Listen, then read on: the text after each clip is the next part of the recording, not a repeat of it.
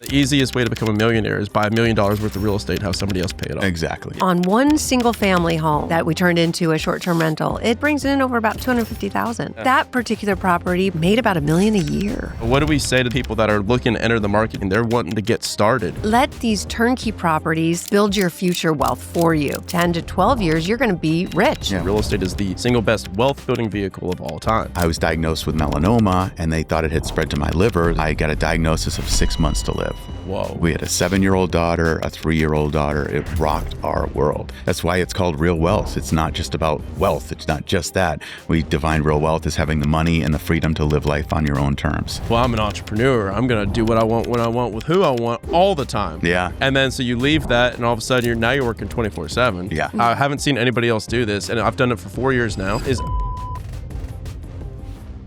Rich and Kathy. What's up, guys? What's A up? long time coming. Yeah. How are y'all? For sure. We had a good dinner last night. All of us Fantastic. hung out. We had 20 freaking real estate investors all Yeah. chilling. All amazing. Felt like the old days of BiggerPockets. Yeah. Yeah. Mhm. Yeah. So I'm excited to have you guys on. So I'll allow you to introduce yourselves to the audience for people that are unfamiliar with you guys and maybe haven't listened to a lot of real estate podcasts before. So we'll start with Kathy and then Rich. Yeah. I'm Kathy Fettke, co-founder of Real Wealth. We have 88,000 members now, or Rich would know Growing. better. I'm the host of the Real Wealth Show podcast, which was one of the first many years ago. And Rich can tell you more about Real Wealth, but in that part of the business, I am now on the syndication side with build-to-rent communities. We just recently looked at a hotel. We're looking at all kind of asset classes, but build-to-rent and residential communities is our main thing. Awesome. Mhm. Yeah, and Rich Fettke. A lot of people know he's from my book, The Wise Investor, that parable, and co-founder of Real Wealth that we started in 2003. Yeah, Kathy's right on with the 80,000 plus members that we've helped over the years.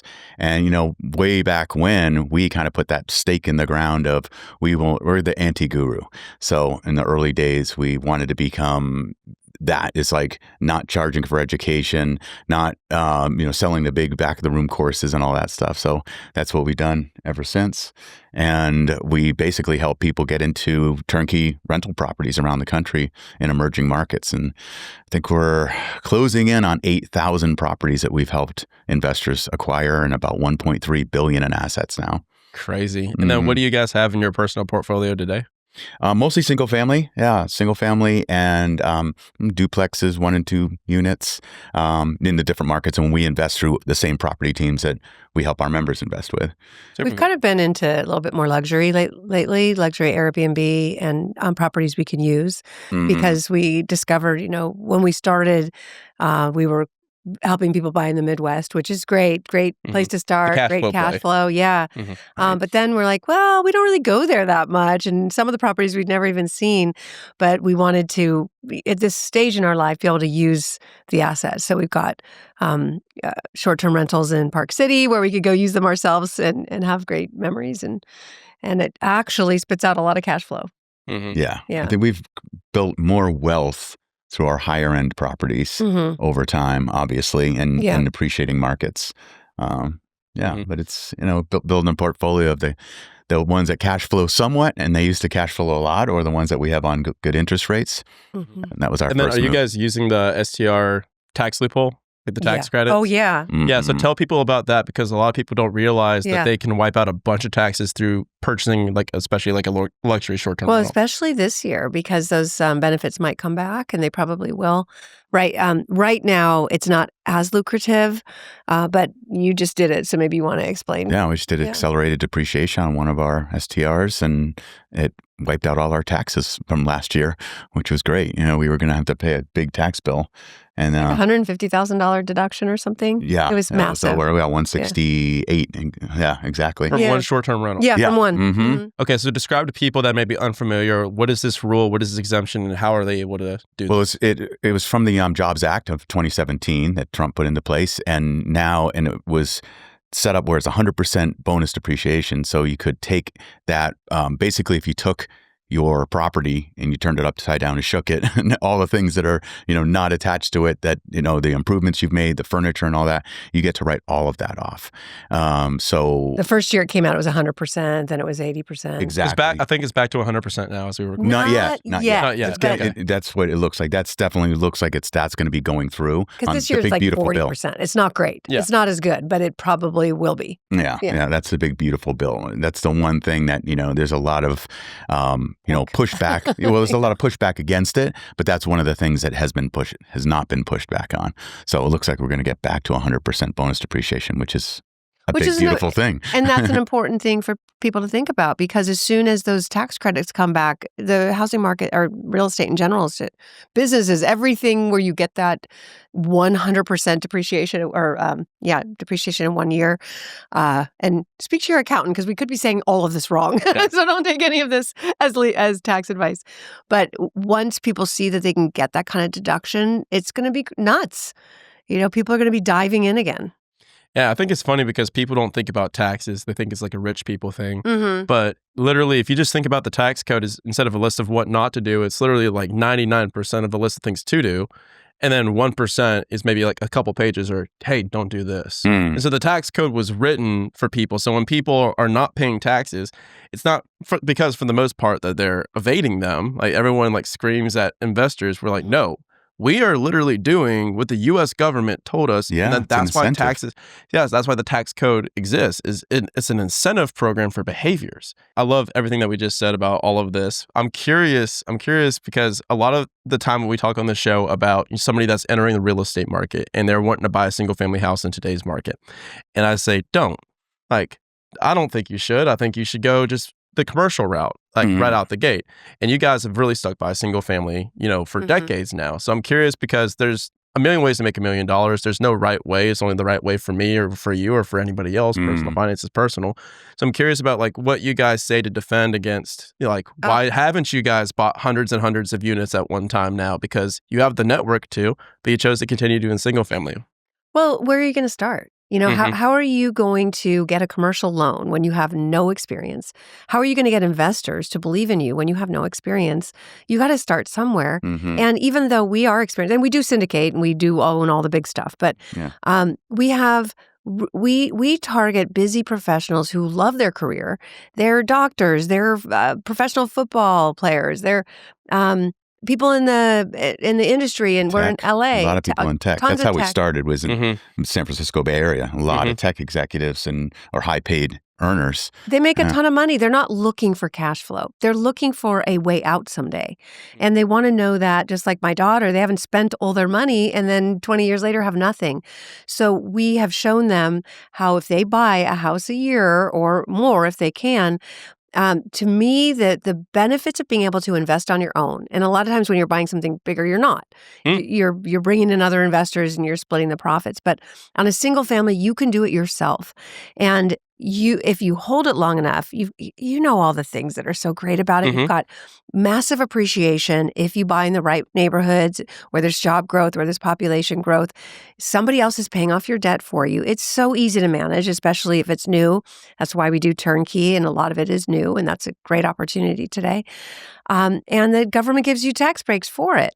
So it's just an easier way to do it when you're a busy professional, in my opinion. And it's like we were talking about last night, the Henrys, the high earners, not rich yet people. That is our target market. There's people who they're making a high income, but they're spending that much, and they're getting the fancy cars or expensive rent or whatever it might be. So that is who we usually help the best. Or they want to diversify. There's the volatility of the stock market, and they have a lot of money in that, because that's where kind of what we're programmed in the U.S. to do. Is when you think invest, so often it's invest in the stock market, right? Yeah, and I think it really just all comes back down to what are you optimizing for? Yeah, truly. Love that. Because we kind of direct people in two different directions. So you can invest for freedom, so investing for cash flow, or you can invest for wealth building. So, because now we're on both sides, because we have a lot of people come on here, we talk about business buying and we talk about real estate. And I still, to this day, believe that real estate is the single best wealth building vehicle of all time. Amen. And so that's what you guys are talking about, which is like, hey, you're not looking to replace $20,000 of cash flow year one, year two. but you want to build some freaking wealth and build some equity. Yep. And the easiest way to become a millionaire is buy $1 million worth of real estate, have somebody else pay it off. Exactly. Yeah. We always talk about a 10-year plan. That's when our investment counselors are meeting with our clients. They're talking about the 10-year plan. It's not the 1-year returns or anything like that. And let me tell you, 10 years does go by. It goes by fast. I think over the last few years, people just thought they could become overnight success, and it was true. But the market has changed. It's probably going to go back to a little bit intense soon because we do have a president who wants to have a robust economy, and we'll either get there or we won't, but that's the intention. And I really believe there's still a lack there. No, it's not that it's a fact. There's a lack of affordable housing. Yeah. That's the area that we build affordable housing. We take older homes, fix them up, make them affordable. That's a huge opportunity today. But again, like on one single family home, that we turned into a short-term rental, it brings in over about $250,000. So it's still cash flows, but that particular property probably it's in California on a coast, but it's probably made about $1 million a year in equity growth because again, that's a different. People don't talk about that, but on the luxury stuff, if you buy it right in an area where you can't build a lot more housing on the coast of California, values just soar. And I love the luxury market in general because the new development that we're doing is the experiential luxury resort over in South Florida because it's like we couldn't compete waterfront to waterfront with like the SLS, the Satai, like all of these staples and like titans of hospitality. So we're like, what's the one thing that doesn't exist there that's super, super, super hard to get, which is farmland. Like you cannot get farmland. Like it's all taken. It's all like, and we've spent 2 years getting the lease that we got for the land. So we got a 100-year land lease on this fruit farm. Oh, wow. So that's what we're building on. So it's super cool. And it's the exact same concept. Yeah. Like California is like the California coast. They're not building any more of it. Yeah. It's a supply and demand constraint. Absolutely. Yeah. You guys have been married and doing this since 97. So you've been through the 2000s, you've been through 2008, you've been through COVID, and you guys are still kicking. Like you're still swinging. I'm sure you've gotten beaten up left and right. Oh yeah. And you've made it through. So you're talking to a lot of people right now on this show that are listening and watching that perhaps are still in their corporate jobs. They have a few rentals themselves. Now they're looking to really skill to get out of those jobs. What's some advice that you guys can give them to where they haven't felt that recession before? Like I think I was, maybe in middle school or like late elementary school when 2008 happened. Yeah. What's some advice you give to the new investor to like help them still be conservative even though they don't know what it feels like yet? I can absolutely speak to that, if you don't mind. We started in 2005, and I was lucky enough to have Robert Kiyosaki on the Real Wealth Show, and he explained how it was very obvious that people couldn't pay those loans back. There was going to be a big mess. Prices were going up 40% a year. It was a clear bubble. It was super obvious. And he's like, I can see it. No one else can see it. But what I'm doing is getting out of that storm. And he sold all of his California, Arizona, and Florida properties because those were the bubble states at the time, and bought in Texas because that's where prices had not gone up. It was still 27% undervalued. And yet it was the highest job growth and population growth in the country. So he explained how he was getting out of the coming storm, which he could see coming, and selling everything that was going to get hit and getting into a place of safety. Just totally clicked for me. And that's how Real Wealth was born. It's like Rich and I jump on a plane, we go to Texas, we start buying houses that just make sense. They're $140,000 for a brand new house that rent for $1,500 a month in a great A-class neighborhood, A-class schools. Back then you could just write, fill out a piece of paper and you own the house. So we came back with 5 and they cash flowed. I talked about it on the Real Wealth Show. Suddenly our phones were ringing off the hook. And that's, again, how our company started. People just wanting to know what we were doing. How do we get, referrals to the teams you use? That's the scary part, right? I don't know, Dallas, who do I work with there? And it's like, well, we've been working there. Here's who we use. And basically that's how it works.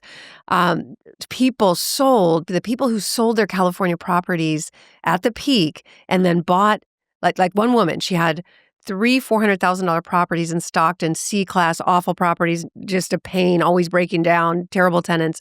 We sold those for $1.2 million. We got her $1.2 million in a 1031 exchange into Texas. A year later, her California properties were worth about 25% of what she sold them for. Yeah. They were worth less, probably $75,000. And the stuff she got in Texas just kept renting. It didn't go up right away, but it stayed rented because they were good quality properties. So even in the midst of the worst housing storm and crash in our history since the Great Depression, she felt nothing. She had quintupled her cash flow. Her cash flow went up 5 times from what it had been. But if she'd kept those properties and not timed things right, she would have lost kind of everything. Mm-hmm. In this case, and then a couple of years later, the properties in Texas actually tripled in value. Mm-hmm. So that's I guess what I'm saying is we helped a lot of people never feel those storms. Mm-hmm. And that's what I love about single family housing. You're in fixed rates. You asked this earlier. They're in fixed rates.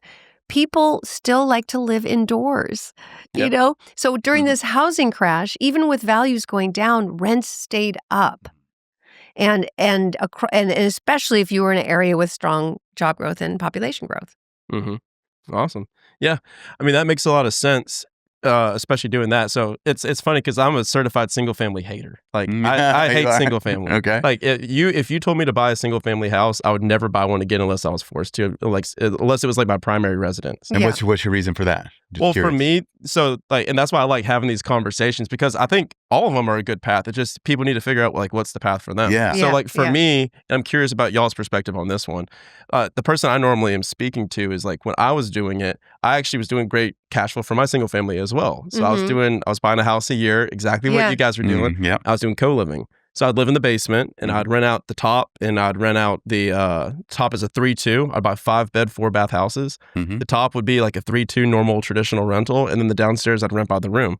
And so I was making like $2,000 a house. Yeah, similar to what we did in 97. So I was doing the cash flow thing and the co-living thing before it was sexy. But then eventually I just got to the point where I was like, oh, wow, this is going to take me a minute. It's going to take me a bit of time to pull this thing off. And like I can't save money faster than I'm already saving. I was like, I got to figure out a different way to do it. Because you had a big goal. Yeah, because I need to replace $20,000 a month. Right. And so I was just like, ooh, okay, like how do we do this? But then now to your point, it's like, okay, so we normally help people just go directly to commercial. Mm-hmm. So they're like, okay, cool. I want to go ahead and learn the skill sets of buying, storage or mobile home parks or multifamily, something like that, or hospitality. But could you have done that when you started? Couldn't have done that when I started. It got you here. Yeah. So you should be loving it and thanking it. Yeah. Yeah. Helping other people get to where you are. Exactly. I'm just with the people that you're helping. Do they have full-time jobs? Yes. They do. So they're doing full-time jobs and doing the commercial thing at the same time. Yes. Okay. Through partnership, of course. And so, yes. And let me give you the perfect example of why our company took off so quickly and who we help. Beautiful. Because I think, we weren't helping you. Full transparency, you weren't our perfect client. Mm-hmm. Our perfect client was a person living in the San Francisco Bay Area. Their starter home is going to be over $1 million. They have to come up with $200,000 if they want to buy that. They can't afford it. They can't qualify. And $100,000 salary is broke. They're broke. But they can't get into the game. And then we can show them, well, you know what? You could probably buy an Atlanta property. You could probably buy on your California salary a Texas property. So it helped us help people get in the game like that. But then we also had this group of people who, I'll give you another example of the type of person who it works for. This woman inherited a property in downtown San Francisco that was just dilapidated. It was, she couldn't rent it. It needed hundreds of thousands of dollars to fix it. Her dad had owned it and never, updated it. So it was just sitting there costing her money. And she heard me on the radio and said, I need help. And so we were able to help her sell that property, this unusable property, for $1.5 million, just a tear down. And then we took that in 1031 into just the Midwest and all over the country with our teams that we trust and have property management in place. She ended up exchanging that one property for 20. And she was making $20,000 back then. I'm talking 20 years ago. She went from negative cash flow, money drain, hate real estate to I can quit my job and I'm good.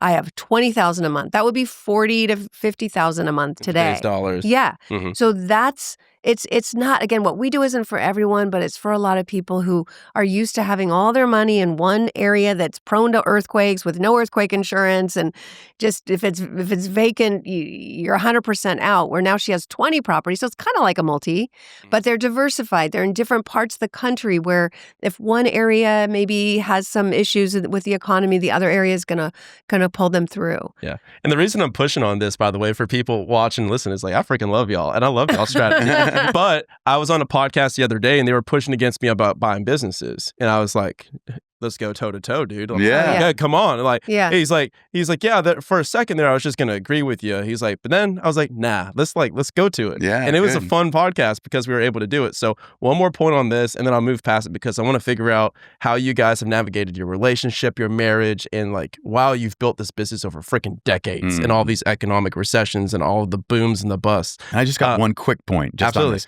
Back then, it was really difficult to syndicate too. So doing commercial stuff, before they loosened up the regulations. Mm-hmm. So we didn't start syndicating until 2010. Mm-hmm. So that was the perfect time to start. It was like 2011, 2012, yeah. Oh, yeah, we were picking up stuff for nothing. I mean, you could syndicate, people did, but you could go get bank money for cheaper. So like it was so easy to get bank money until 2009. And that's when syndicators, or at least us, we became the popular people in town because we could raise the money and they couldn't get money anywhere, back then. So what do we say today to the person that, is working like $150,000 job? Because this is probably the person I'm about to describe is the person that is listening to the show for the most part. Making $150,000. They're probably an engineer. They've got a stable job. They've got maybe $50,000 saved up, and they've been waiting and waiting and waiting to buy a house, a rental property, that the interest rate's now like 7+%. And all of a sudden the cash flow that we used to get, they can't find that for the life of them, especially in a house hack, in a traditional rental. Like a lot of the people that we're talking to, like they can't even break even on a house hack, almost break even on a house hack. Yeah. Where I was making thousands of dollars on one. And they're like, dude, best case scenario, we're seeing $100, $200 a door. Like, how the heck can we get ahead, even with $50,000 saved? Whereas when I was doing it, I was like, dude, even in 2019, I could put it down. I put down 3%, $25,000, buy a house for $275. I'm cash flowing like crazy. Now it's like that same house is like $500,000 with a 7% rate. So what do we say to people that are looking to enter the market? To your point, Kathy, and they're wanting to get started? Like, what do they do? That's the ideal person that we work with. And let's go. Because we're direct to builder, there's a lot of it that we're direct to builder that they will discount and they'll buy down the rate. They'll do a builder buy down for the rate. And so they'll get 3.75% as low as that. So all of a sudden, and that's on a 10-1. And so it's a 30-year conventional loan on a 10-1. And so that first 10 years, then there goes. Locked in. It's locked in. There goes your cash flow. On a it's new like house, bringing it back to 2020. Okay, perfect. So like describe the scenario. So you got the person with 50K. Like, what do you guys do with your company to where they can come and actually like have a shot at this? They would meet with one of our investment counselors who's experienced in real estate. They have a portfolio, single-family properties. They would talk about what their goals are, what they're most interested in. We have 18 different markets they can invest in. So they'll look at those different markets and look at the drivers and basically look at what companies are there, what's the employment diversification, and then they'll usually choose a market or two. And then sometimes they'll go out and look at the properties. A lot of people just do everything online and meet with the property team that way. So we have brokers in these different markets and builders in these different markets that we refer them to. And so they get an entire ecosystem. It's a done-for-you approach. Yeah, but let me be super clear. Like, we're talking, the person you just said is maybe a tech person. Is that what you said? Yeah, probably. They're probably working a lot. They're probably working at least 40, probably 50, maybe 60 hours a week. Right. They're not going to be able to do much more than what we just said. So could they use that $50,000 and go buy an old house and fix it up and then refi, get their money back out? Yeah, but they don't have time. Mm-hmm. And if they tried to do it, they'd screw it up because they also have a life maybe. Maybe they got to exercise. Maybe they have a wife. Maybe they got kids. They're, this is for busy people who aren't looking for the cash flow right now.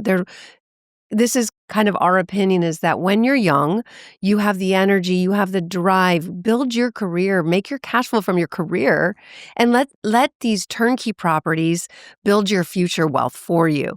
And I'm not talking 30 years in the future. I think 10 to 12 years, you're going to be rich. Yeah, when you look at the numbers. You know? And the tax benefit. And the tax benefit. And as soon as you say that, it like we're speaking the exact same language. Yeah. Yes. We're speaking the exact same language because when we're talking to somebody and when we're pitching, so it's just the different avatar. That's all it is. Exactly. There is no right or wrong. It's just a different avatar. Because when we're talking to somebody on the phone, we say, this is the path, exactly what you guys are saying.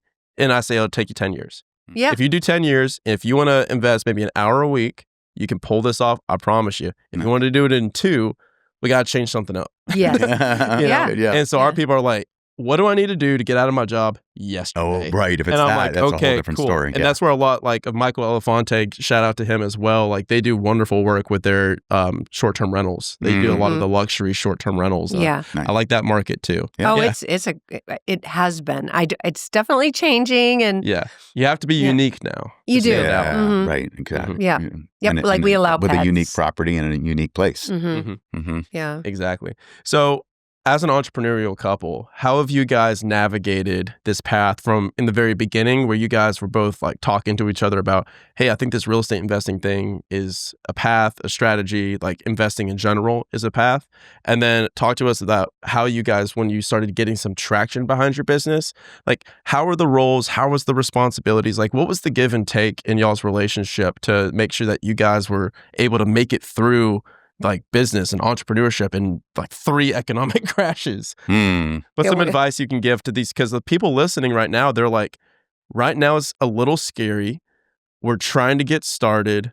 And a lot of them have like a wife or husband of maybe a couple of years. Maybe they have some young kids. And they're really looking to build this life and build this future for themselves where not only can they build wealth, but maintain their families and grow their families while they're growing their wealth.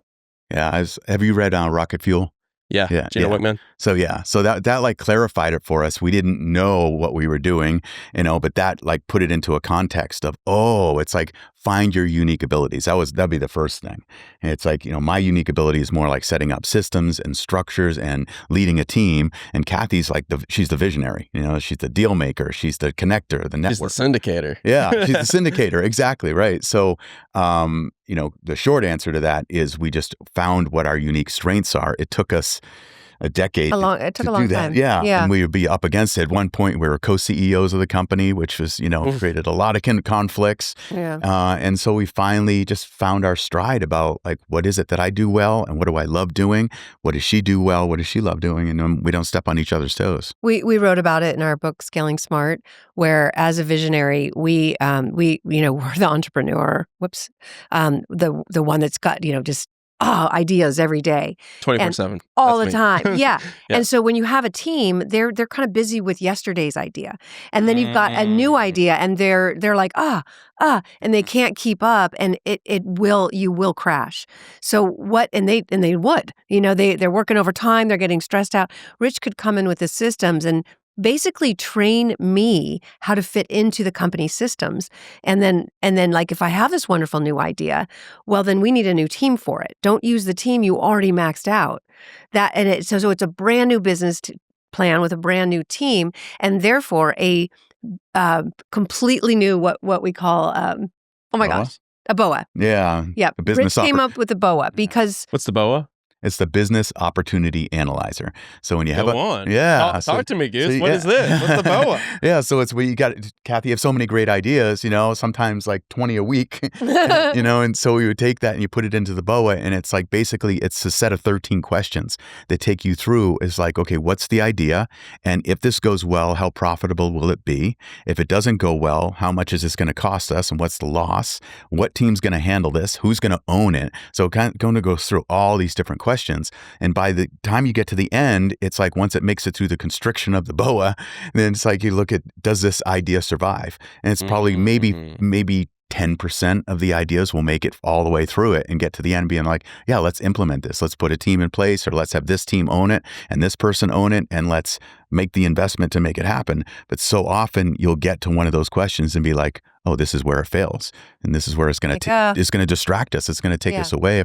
If we're operating, we were just reading an article this morning about this. If you're operating at 85% in your business, things are going really well. Your team's at 85%. All of a sudden, you put a new initiative, a new idea. You're going to pull them away from that, and they're going to go down to 60%. Effectiveness. Yeah, one of my favorite quotes recently is all new is 20% dip. It's pretty. All new is 20% dip. If you change anything, it's going to be a 20% dip. That's really good. I love that. Yeah, because there's a price to change. There's a fixed cost to change. That's a fact. Yeah. The smallest change that you make is still 20%. So it's like you have to use every investment decision. Okay, if we make this change, if we move this role, if we tweak this responsibility, can we stomach a 20% dip, and is that worth the substantial gain on the back end of it? Perfect. I love that. We freaking love that. So important for people like me, the idea of people, to understand that and submit to the system. Because I need to do better at that. As soon as he said that, I was like, my integrator Brandon needs to do something like that. It's almost like we need like a brain dump sheet. So that's exactly what that is. Because I'm like, because me and you will go and we'll say, hey, I've got this idea, and it's like the most convincing and like rock solid idea that we had 10 minutes ago. Yeah. And we're like, this is going to make us millions of dollars. And then in the beginning, my team was like, okay, yeah, we can do that. Yeah. And all of a sudden, we're going 30 directions. Everyone's an optimist. Getting built. Yeah. Getting built. Super common. Yeah. So how do you guys apply that same kind of methodology in your relationship? So you said like know your unique strengths. So like what are the strengths in the relationship that you guys were able to do this while building a family while you were growing the companies? You know what we've just found over the years, number one, too many people spend their date night on talking business or talking finance. And I can assure you that's not going to end well, and it's not going to end in bed. It's not going to end where you want it in a spicy relationship. So your business... Talk Excel to me. You cannot be a freak in the Excel sheets. Right, that's it. So date night should be date night. Have some drinks, go have some fun, go do axe throwing, whatever. Go have fun and do not bring up business. Make it a date and just cherish each other. Then have your business meetings during the day, that are business meetings, and there might be conflict. There will be conflict because opposites attract. And I would say that's the one thing we learned over the years is that we're not the same person. Thankfully, we are opposites, but also similar in some ways. Yeah. But we have the same core values, but very different in the way we operate. So that means if you're different, and most couples are, you need to learn to understand each other and listen to each other. And that's the biggest mistake couples make. And so maybe you could explain kind of what we do now to understand each other better. For me, it's curiosity. I read a book called The Way of the Superior Man, David Data. Excellent, awesome book, right? And it just taught me so much about what one is ravishing her, and really giving her the attention she needs, but also being curious. It's the biggest thing I've had to learn in my 61 years on this earth is like how to be a more curious man, asking questions, not mansplaining. And it's like the default is for some reason built into men as testosterone or something. We love to fix it. Fix it. Say, tell how things are done and all that. Share our knowledge. But we have to flip that over and ask questions, be curious, and until we really, truly, fully understand. And the only way that I've learned to really know if I fully understand her is say, "Here's what I'm hearing from you. Do I fully understand you?" And a lot of times she'll say, "Yes, a lot of it." And she'll give me one more thing. So that's been huge and helpful. And so sexy because women, do have this need to be heard. It's just insane. How felt like the presence. Yeah. So when he can, if we're straddling each other, say, and we're looking in each other's eyes, and he's like, "Tell me more," and "Wow, I didn't know you thought that way." It's just like, oh, baby. Yeah. Like our first date. Then the date night. So you're telling me that when I'm going on dates and I'm talking about cap rates and doing it wrong? It depends who you dated. Babe, this financial projection is not penciling out. No, you want to be talking about her. Yeah. Oh my gosh. Yeah, I need to underwrite my dates better, huh? Yeah, but no, that's amazing. Talk about seasons, because last night at dinner we were talking about this concept of balance. And it's just I have this idea that I say strong beliefs loosely held, because I listen to a lot of guys and girls like you guys that are older and wiser than me and wealthier than me, and I take all these different ideas and I come up with my own conclusions to it. And if I'm presented with new information and a new life experience, then I change it. So a lot of people hold on to their, ideas a little bit too tightly sometimes. And so I'm kind of curious about like how you guys view balance, because again, like I could talk about balance all day, but you guys have been through decades of it, and growing a family and growing this, relationship, growing these businesses. So how did you guys view balance, and how have your thoughts on that changed over the years? I mean, I think it's just like if you were standing up here on one foot, all of a sudden you're making small corrections, you're making big corrections. So you're not static. You're not just stuck. I love the slack line. And you're constantly always just moving along. And so that's what balance is to me. Balance isn't stillness. It's a verb. Balance is a verb. You're always moving. So like you said, the seasons, you're shifting, you're moving along. So there's no such thing as like, I got a balanced life or a balanced relationship. It's always this flow. I think that's a huge one. So yeah, we've gone through seasons. In the beginning, Kathy was grinding. She was the one going out, meeting with property teams, meeting with property managers, doing all our strategy sessions and everything. Everywhere, yeah. Yeah, doing that. And he took more of the role with the kids during that time. Yeah, exactly. And then over time, and then so in the beginning of the company, I was the chief support guy. That was my title. Right. So I was there to build the first website and get her podcast on iTunes when it came out as this thing called podcasts and all that. Yeah. And so I was more of that. Yeah. Taking care of the kids, more at home, more doing that. And then over time, when she said, can you come and partner more and let's be co-CEOs and work together. And the kids were older. Yeah. That helped a lot too. And we started to build a team. And then things really shifted. So when we went to shift into having a team, that's where I had a strength. I used to own a health club when I was younger. And so I learned a lot on managing a team. So I brought in that skill and then was able to focus on that and allowed Kathy to be more focused on her passion, and what she's amazing at is being a podcast host and, being on BiggerPockets and writing books, things like that. Mm-hmm. But I want to be super clear that you can... When you're charging and when you're building a business, it does take everything. It takes, it's a child. I mean, I'd be up at 2 a.m. Yeah, like you'd be with a child sending emails. People would be like, whoa, you're up late. But if you do that too long, Rich has a really good saying when he coaches people. It's like, if you do that for too long and you don't invest in the things that actually do matter more, then it could cost you 50% of your money, because you know what? Your wife isn't going to wait forever. Your spouse isn't going to wait forever for you to try to make more money, because in the end, that's not necessarily why they married you. They want a relationship. And so if it ends up in divorce, well, all that work you did, half of it's gone. If you work so hard that you don't take care of your physical body and your health, then you'll lose 100% because you'll die from sickness. So it's like there's a limit to how much we should really be charging, and at least make sure that we're also balancing in the sense of investing in the things that truly do matter in the end. Because you and I talked about this last night, that when there was a time when we did go bankrupt and we lost everything, and we were like still hiking. We still went out hiking on the same trail. We still had our kids. We're playing game with our kids. We're having the best vacations. They happen to be free at a campsite where you had to watch your stuff because the crackheads would come take it if you didn't. Still had a blast.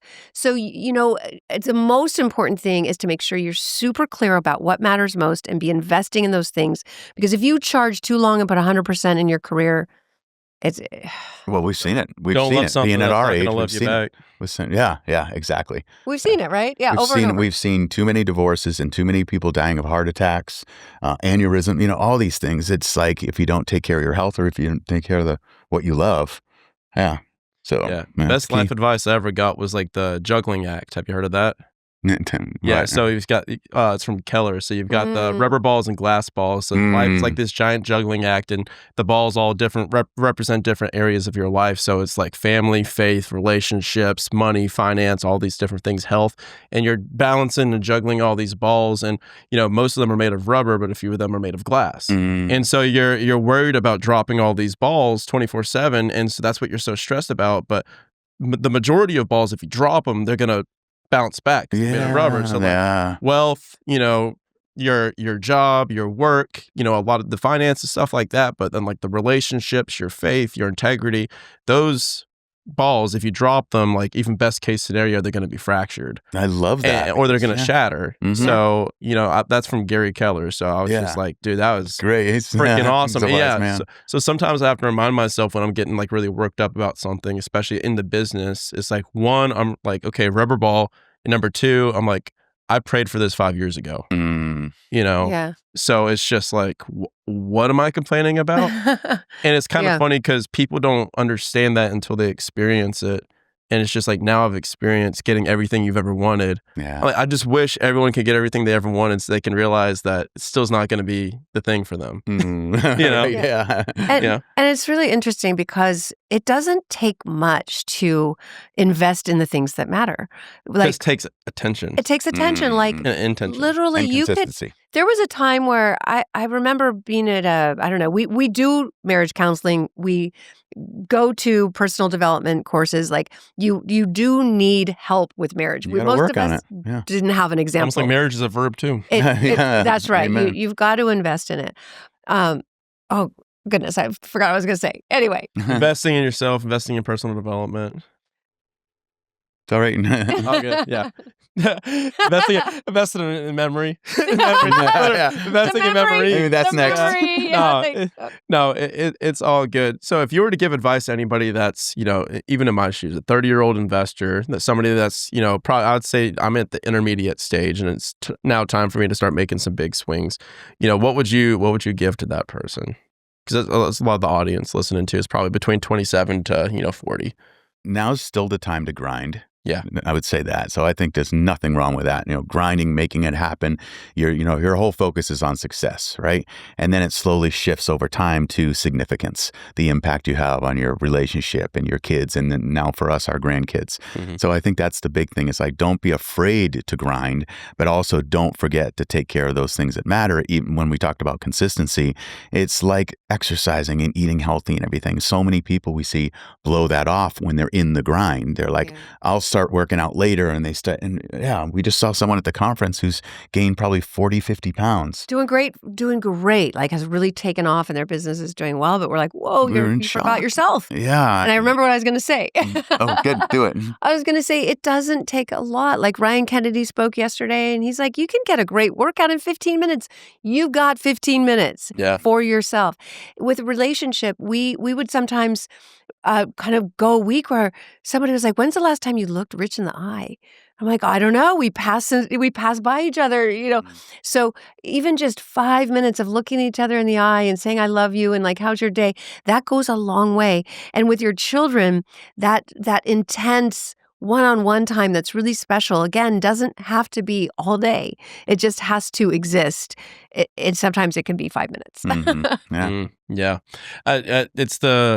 I'm trying to remember where I heard about it from, because I like taking everything that we're talking about and like condensing it into like a catchphrase or something. And nice. So it's like the switches that you flip. So it's the intensity switch versus the consistency switch. So it's like in the beginning, it's like right now is like very much so like I'm now shifting from intensity to consistency because I cannot work how I was working anymore. Yeah. Right. But I did it and it was required. Yep. And now it's almost like you have to go through it to realize you're like, okay, I'm glad I did it, but I'm glad I didn't die doing it. Yeah. And I'm glad it's over. But I can't do that again. Yeah. And so now it's the consistency switch to where it's like the intensity switch is like, I'm going to give it everything I've got. And then now it's, okay, how do I keep going forever?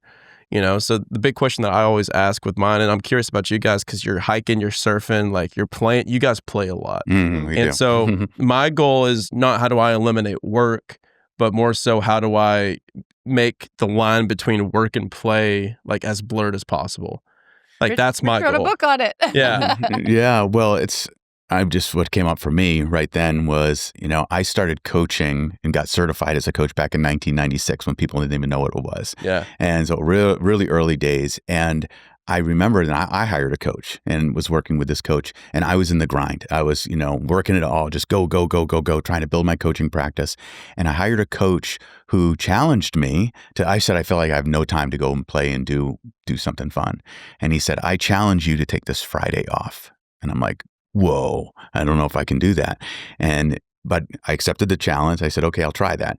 And it had me be so more focused from Monday to Thursday that I was more focused on what really mattered, those primary things, that when I took Friday off, I was like, oh, that's amazing. It's like, I feel great. I did what I was supposed to do, and I felt free. I earned my permission, if you will, for that Friday off. I went rock climbing.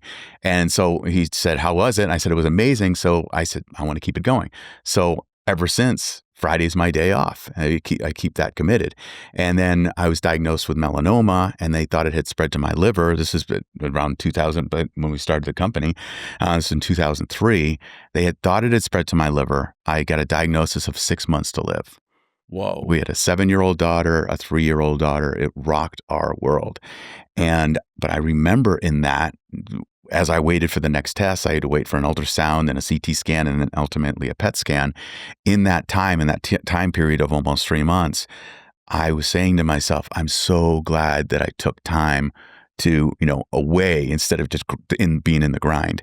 It's time to be with them, to take care of my kids, to go out and play and live my life. So there's something about the forced balance. So that was a big one for me. Yeah. And then how have your perspective shifted since? Did you keep doing more of focus on were you doing it right, or did you change anything from that point? Yeah. I mean, I've wove that into my life, and I continued to coach my clients on the same type of thing. And that's why it's called real wealth. It's not just about wealth. It's not just that. We define real wealth as having the money and the freedom to live life on your own terms. And that was kind of like the formation of our company. It's like, let's not just try to have people make a ton of money. Let's also show them that they can have freedom and that they can, live more of a balanced life. Yeah. It's a funny conversation. Do you still work Fridays, or did you continue to take Fridays off? I still take Fridays off. Yeah. Okay. So I'm thinking that I may try to adopt that here recently, because I've been right now, it's awkward for me to not work on a weekend even. I'm like, okay, well, what am I going to do on a weekend if I'm not working? Wake surfing. Yeah, I know. So I literally have to schedule my weekend with things, so that if I'm just left to my own devices and margin, I'm going to just start working on things and tinkering with things. Yeah. And so I'm almost curious, because before I was like, no one's going to outwork me. and I'm going to do whatever is required. Yeah, right. It's like a badge of honor. Now I'm thinking I could probably do my entire week, Monday through Thursday, and not even touch my laptop Friday, Saturday, Sunday. The nice thing about that, Friday, the water's glacier. It's glacier. Right? We've been going less out people at 6 on the a.m. lake. Yeah. So something about Fridays, that was a cool thing. It's like I go out to the climbing crag and be like, no one there. You go out on a Saturday or Sunday, and it's like there's 9 ropes on the wall. Yeah. Yeah, and we've seen, it's we're a lot older now, but we see people that are half our age or even younger who act like they're older than us because they don't know how to have fun anymore. They don't even remember what is fun for them, and they're not, taking care of themselves, so they can't even bend over and tie their shoes or go on a walk. So it's. Our bodies are meant to move. We're meant to have fun.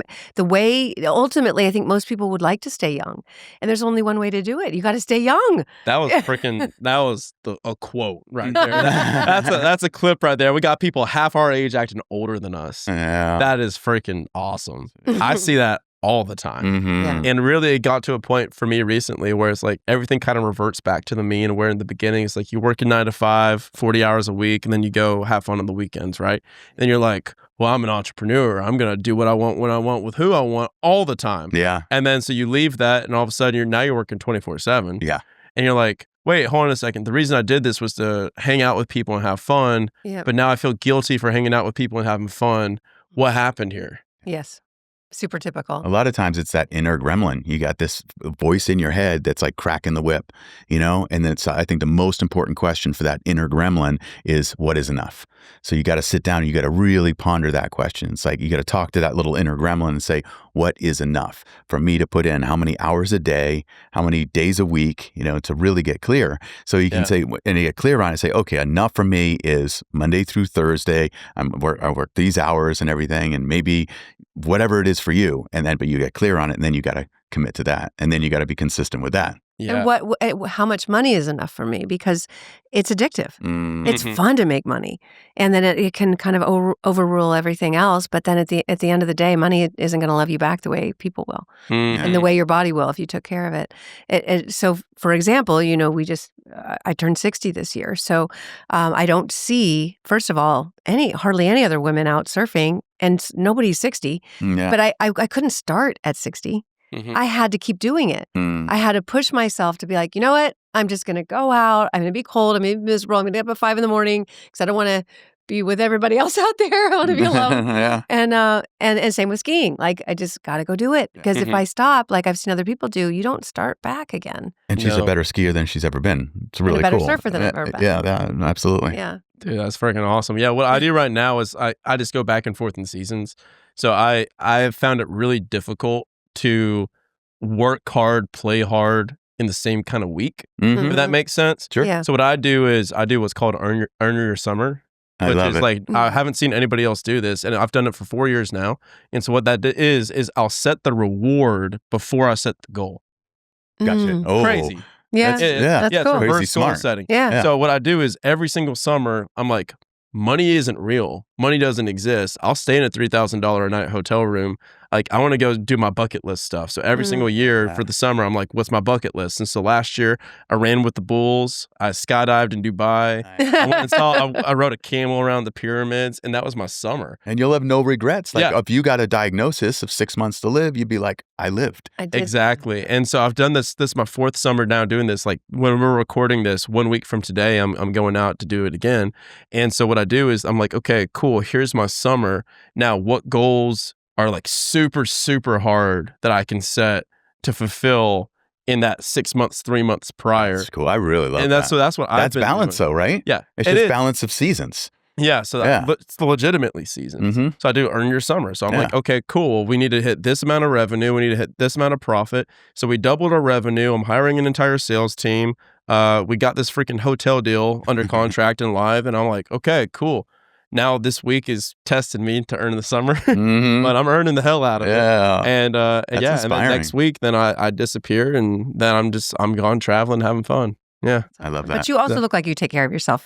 Yeah. No, it's in first between. and foremost. Like, Yeah. it is like there's nothing else that matters. Yeah. Really, honestly. Your body's got to be able Yeah. to take you there. So in closing, if people want to find out more about what you guys do, who you guys are, they want to partner with you guys to maybe do one of these turnkey rentals, and they're like a busy professional. They're like, screw Brian, I don't want to do all this extra work he's talking about. Because I'm like, oh, you're working 60 hours a week. Well, between 9 to 5 is where you make a living. Between 5 to 9 is where you make a life, brother. Come on, work your ass off. Like, Some people are up for get it. to work. And then so for the person that's listening that goes, hey Brian, no.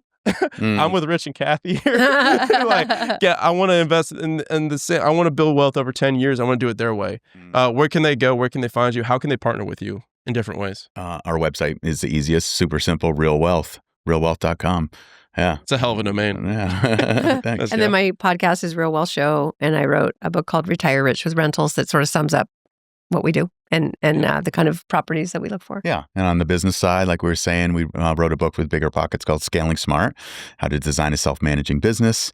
And then my book is The Wise Investor, which is a parable about what we're talking about today. It's an older mentor, 68 years old, and he teaches this younger protagonist, family man who's in his mid-40s, how to really create real wealth and always. Yeah. Mm-hmm. Love it. All right, guys, we'll have all the links in the bio. Thank you so much for coming on. Guys, go follow Rich and Kathy online. Go follow their podcast. Check out realwealth.com. Go get the books if you are a freaking reader. It's a good one to read. So, guys, if you got value from the show, please like, subscribe, share this with somebody else that you think could get value from it. And again, thank you so much for tuning in and help us grow it. See ya.